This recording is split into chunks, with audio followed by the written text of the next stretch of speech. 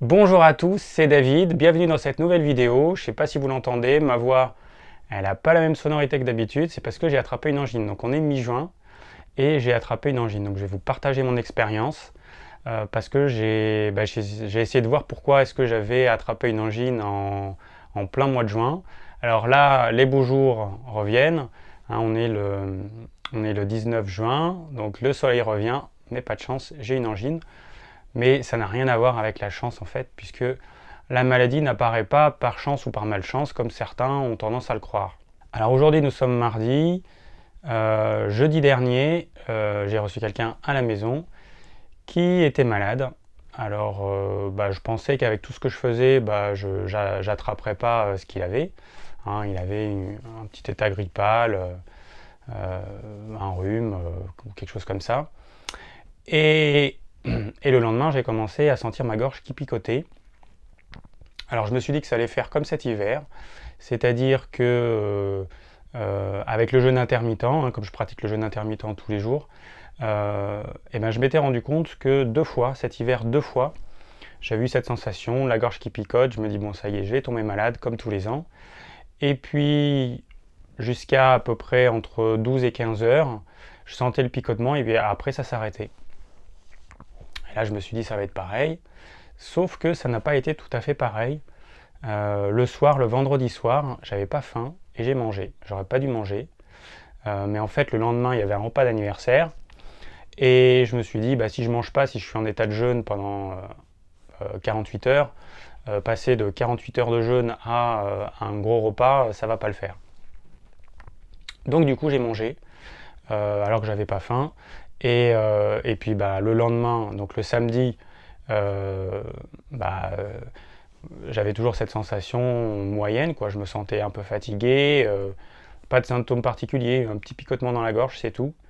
Et puis du coup le samedi soir, j'ai beaucoup mangé, j'ai bu un petit peu d'alcool. Alors à mon niveau, c'est pas beaucoup, hein. J'ai bu une bière, un verre de vin blanc, un quart de verre de vin rouge et puis quelques verres de cidre doux. Voilà, ça se limite à ça. Mais à côté de ça, j'ai beaucoup mangé, j'ai trop mangé, j'ai mangé ce que j'ai pas l'habitude de manger. Et puis je me suis couché à 3 heures du mat. J'ai mal dormi évidemment, j'ai dû dormir 4-5 heures. Donc forcément, quand on couvre quelque chose, c'est pas l'idéal. Donc le samedi soir, j'avais pas faim, mais j'ai quand même mangé. J'ai mangé un repas beaucoup plus léger que d'habitude, mais j'aurais pas dû manger encore une fois. Là, je commence à ressentir des symptômes un petit peu plus gênants depuis hier en fait. Et puis la nuit, j'ai ma gorge qui s'assèche, donc ça me picote et ça me fait même un peu mal, donc ça me réveille, donc du coup je dors mal.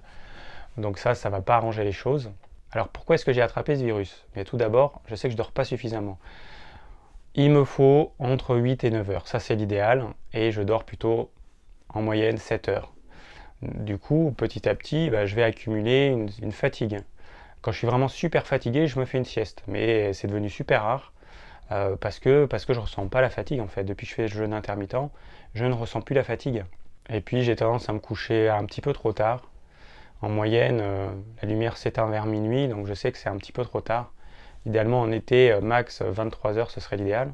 Ensuite, je mange un petit peu trop de fruits. Mon tempérament a du mal à métaboliser cette acidité et donc il va devoir la neutraliser en allant puiser dans ses réserves minérales. Et plus je mange de fruits, plus je vais me déminéraliser. Et là, on a des framboises, des amélanches. Donc, on a goûté les premières pêches bio que cultive une amie. Et forcément, je mange trop de fruits en fait. Ça c'est vraiment pas top, mais j'aime ça. La belle saison commence et du coup, j'aimerais profiter un petit peu des fruits. Donc en dépit de ce que croient certains, hein, les fruits contiennent de la vitamine C, donc si on mange beaucoup de fruits, ça va nous éviter d'avoir rhume, angine, grippe, etc. Ça c'est faux et archi faux. Un fruit, ça contient une infime quantité de vitamine C et énormément d'autres choses. La quantité de vitamine C qu'il y a dans une orange, c'est à peu près 70 mg. Hein, une orange qui fait à peu près 100 grammes. Donc 70 mg par rapport à 100 grammes, c'est une infime quantité. Donc un fruit, ça contient de l'eau, du sucre, de l'acidité, et puis très très très très loin derrière, de la vitamine C, et puis divers vitamines et autres nutriments. Donc on ne mange pas des fruits parce qu'ils contiennent de la vitamine C. on mange des fruits parce qu'ils contiennent de l'eau, du sucre et de l'acidité. C'est pour ça. Donc l'acidité, ça sert à refroidir le corps. D'ailleurs, on le voit très bien. Quand il fait beau, on a envie de manger plein de fruits. Puis dès qu'il fait pas beau, dès qu'il pleut, même en été, bizarrement, on n'a pas envie de manger de fruits. Je me rappelle, il y avait dans une émission un maraîcher, enfin quelqu'un qui tenait un magasin de fruits et légumes. Il disait, je comprends pas.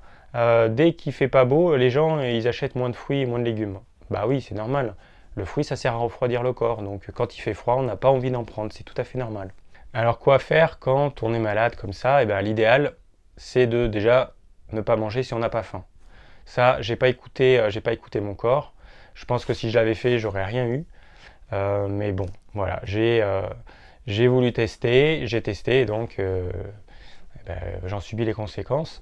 J'ai mangé alors que je n'avais pas faim. Ça, c'est la première erreur que beaucoup trop de gens font. Ils mangent même s'ils n'ont pas faim. Alors pourquoi on n'a pas faim? Il faut savoir que le système, parmi tous les systèmes qui consomment le plus d'énergie, c'est le système digestif. Donc si on ne mange pas, toute cette énergie qui aurait dû être utilisée pour la digestion, elle va pouvoir être utilisée à autre chose, et notamment, elle va pouvoir être envoyée au système immunitaire. C'est pas un hasard si on n'a pas faim quand on est malade. C'est simplement pour que le système immunitaire ait suffisamment d'énergie pour faire son travail. Alors après, il y a un autre point qui est important, c'est que le gros pourvoyeur de toxines, ce sont nos intestins, et notamment le gros intestin. Parce que les matières, elles vont y rester longtemps. Et du coup, quand on est malade, il y a un truc qui peut être bien, c'est de se faire un lavement. Ça, c'est l'idéal parce qu'on va évacuer tout ce qu'il y a dans le gros intestin et qui normalement resterait longtemps. Et du coup, on va pouvoir éliminer les toxines qui seraient produites par les bactéries pendant tout ce temps où les matières restent au niveau du gros intestin.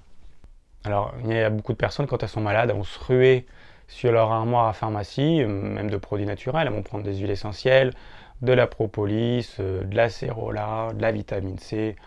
Ça sert strictement à rien, mais à rien du tout. Il faut savoir que un rhume, c'est un processus de nettoyage du corps. C'est que le corps, il va utiliser les virus pour pouvoir s'auto-nettoyer. Il ne faut pas confondre le rhume avec la grippe. Parce que la grippe, c'est autre chose, c'est quelque chose de plus virulent qui peut entraîner des séquelles. Et puis après une grippe, il y a une période de convalescence qui est plus ou moins longue. Le rhume, c'est pas du tout pareil. Le rhume, c'est un processus de nettoyage naturel. On n'a pas fait ce qu'il fallait. On s'est trop fatigué, on n'a pas mangé ce qu'il fallait. Notre corps, il s'est chargé en toxines. Du coup, il va lancer un processus de nettoyage qu'on appelle le rhume. Voilà, tout simplement. Donc c'est pas du tout quelque chose à combattre, c'est plutôt quelque chose à accompagner. Donc du coup, si vous n'avez pas faim, vous n'avez pas mangé, vous allez alléger votre tube digestif et l'énergie que vous aurez en plus, votre système immunitaire, il va pouvoir en bénéficier. Vous faites un lavement, donc du coup, vous allez limiter le relargage de toxines dans le sang. Et puis après, il faut dormir. Voilà, il faut se reposer. Il faut faire des siestes si vous en éprouvez le besoin. Il faut essayer de dormir suffisamment, sachant que quand on est enrhumé, la nuit, souvent, on ne dort pas très bien parce qu'on peut être gêné au niveau du nez, on peut être gêné au niveau de la gorge, comme c'est mon cas. Donc, vous allez essayer de dormir suffisamment. Et par contre, vous allez faire en sorte de manger pas d'acidité. L'acidité, ça refroidit le corps. Donc, quand on est enrhumé, on n'a pas besoin de refroidir notre corps. Donc, l'acidité, il faut la supprimer. Donc, tous les fruits, transitoirement, on les arrête.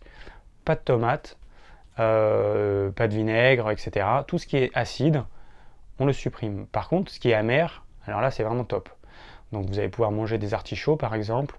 Tout ce qui vous semble amer, vous verrez que ça fera du bien à votre foie et que ça fera du bien, que vous aurez naturellement envie d'en manger quand vous êtes enrhumé.